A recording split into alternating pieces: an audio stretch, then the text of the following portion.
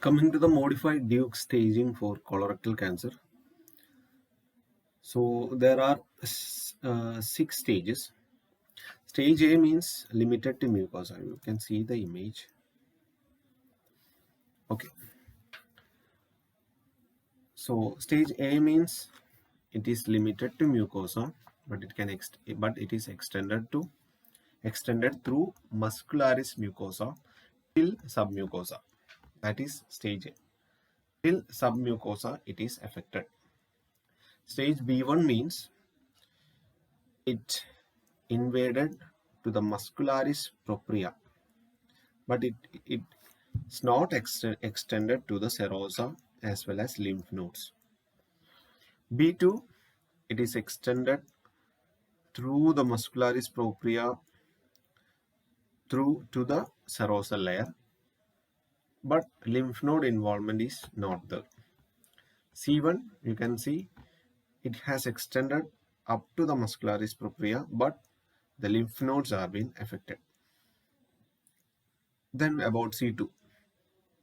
C2, it is extended throughout the layers along with the lymph nodes are affected, followed by metastasis stage. Stage D. Stage D is distant metastatic spread. Next is about the clinical features. Insidious onset.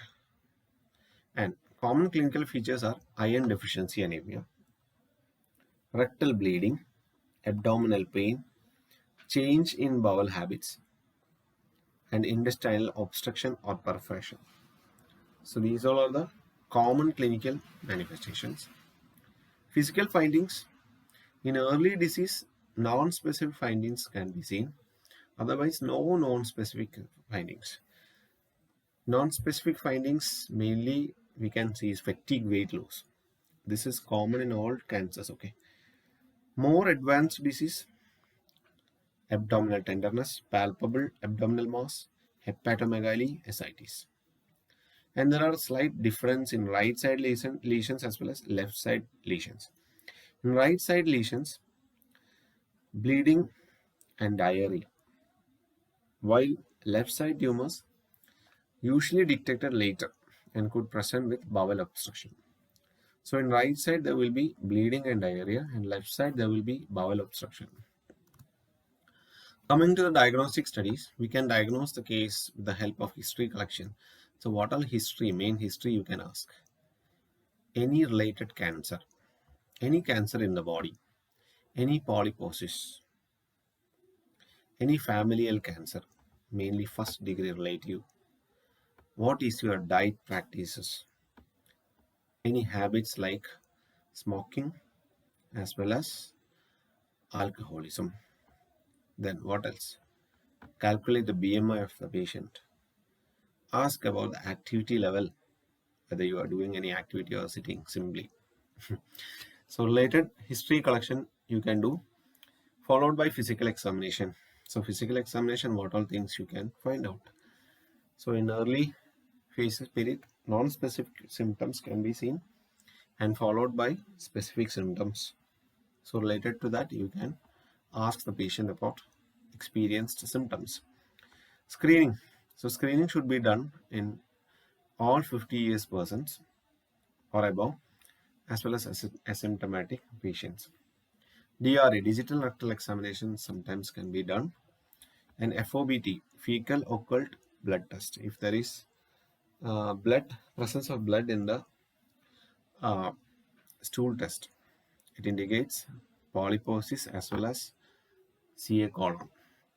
Lab studies can be done to find out CBC, as well as we can find out increased amount of carcinoembryonic antigen, CEA, carcinoembryonic antigen. See, carcinoembryonic antigen. What is this antigens? Commonly, this is present in the infancy period or early during the birth and all. Embryonic period. So embryonic period, this will be high, and as the child get older and older, this has to go on vanish, but in some cases it will not vanish, it will stay highlighted. or sometimes it will highlight due to some causes, like these causes we have studied, risk factors we studied just now. Okay, so double contrast barium enema can be done, flexible sigmoidoscopy, total colonoscopy, CT scan should be done to rule out the extent of the colon cancer as well as to plan the surgery. So genetic counseling can be done with the other family members.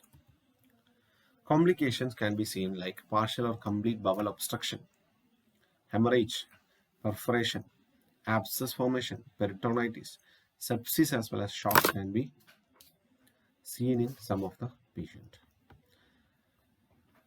Coming to the management, common management is surgical therapy. So what are the goals of surgical therapy? Complete resection of the tumor, a thorough exploration to check metastasis, removal of all associated lymph nodes, restoration of bowel continuity. See, major bowel part we have to remove. So what about the bowel motility of the patient? That will be affected. So restoration of bowel continuity, prevention of surgical complications. So all these are the goals. See, one tip I would like to give is whenever a management is being asking for exam, you should write goals of the management, goals of medical management, goals of surgical management, at least 2 or 3 points. So coming to the surgeries, first one is okay, low anterior resection. By checking the image, you can see the sigmoid colon is being affected, followed by the rectum is also resected. So that is low anterior resection, followed by, so this is one type of resection. Another type is high anterior resection. You can see here sigmoid colon is being affected, along with upper part of the rectum is also resected, along with the tumor. Okay, so in this place there will be tumor. Sigmoid colectomy, only the sigmoid colon is resected, followed by the descending colon is attached to or fused to the rectum. Left hemicolectomy, you can see a part of transverse colon resected along with a part of descending colon. Then the part of transverse colon is fused with sigmoid colon. Similarly, right hemicolectomy, ascending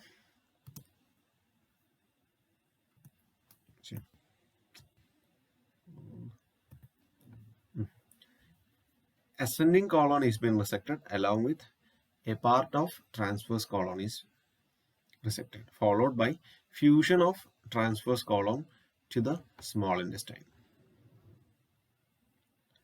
Abdominoperineal resection, you can see from the sigmoid colon and complete rectum and anus is being removed.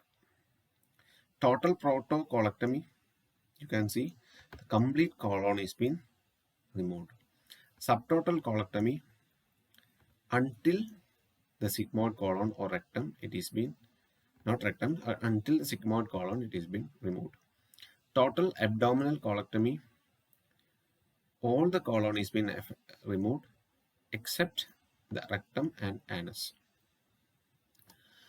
Extended hemicolectomy, extended right hemicolectomy as well as left hemicolectomy.